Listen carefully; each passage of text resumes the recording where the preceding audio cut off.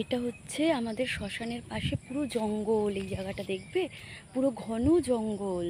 আমি সেটাই ভাবি, আমি বলি যে আমি জঙ্গলে বেড়াতে যাব, দরকার কি, এই গঙ্গার ঘাটে শ্মশান এলেই তো হয়ে গেল জঙ্গল।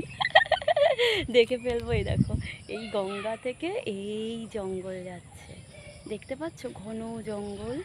এই দিকটা পুরোটাই ঘন জঙ্গল। জঙ্গলের মধ্যে দিয়ে যাব নাকি স্নান করে নেব?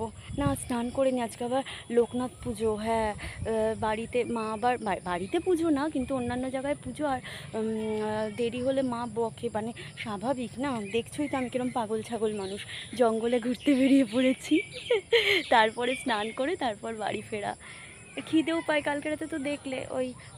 ওয়াও কি দারুণ গো! এখানে এমনি শুটিং করলেও ভালো হবে বলো। এই আমি পাগল দেখে তোমাদের ভাল লাগে? আমার কিন্তু তোমাদের খুব ভালো লাগে যে বক বক করছি। লাভ ইউ ডিয়ার, ভালো থেকো। অনেক চুমো, অনেক আদর, ভালোবাসা নিয়ে।